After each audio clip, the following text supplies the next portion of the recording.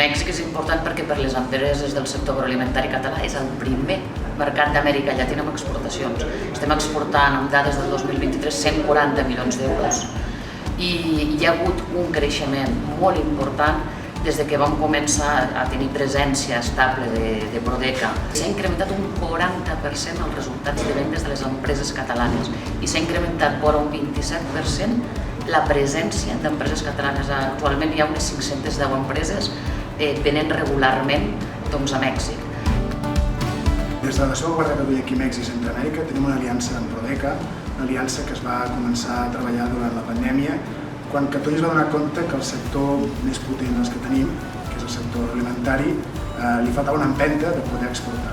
En aquest sentit el que fem, que treballem, és posicionar els grans sectors catalans, vins, olis, el fine food, tot el tema de galetes, tot el tema de carns, per poder veure de quina forma poder fer aquest intercanvi. Durant aquest període de col·laboració s'han fet, en aquests tres eixos que comentem, molta tipologia d'actuació. Una, d'informació / formació a origen i a destí. Com? Doncs formant a les nostres empreses a origen. Hem fet 3 webinars, hem creat documents d'intel·ligència de mercat, hem fet store checks o investigació als supermercats, als lineals, que és el que hi havia.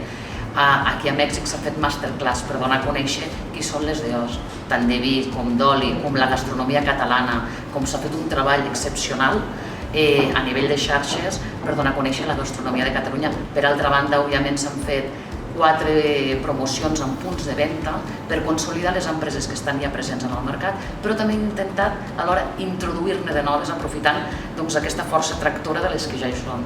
S'han fet masterclass de vins, s'han fet gairebé 600 reunions durant aquest període de temps entre empreses catalanes i compradors potencials de Mèxic i podem dir, i estem molt orgullosos perquè 25 empreses catalanes han consolidat vendes aquí a Mèxic amb un total de 31 contenedors.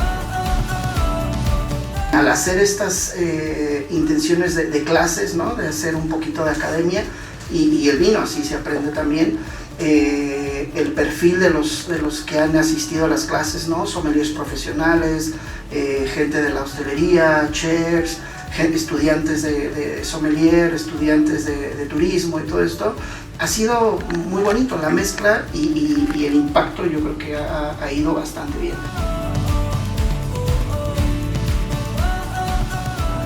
El interés de los productos catalanes yo creo que ha crecido, sobre todo también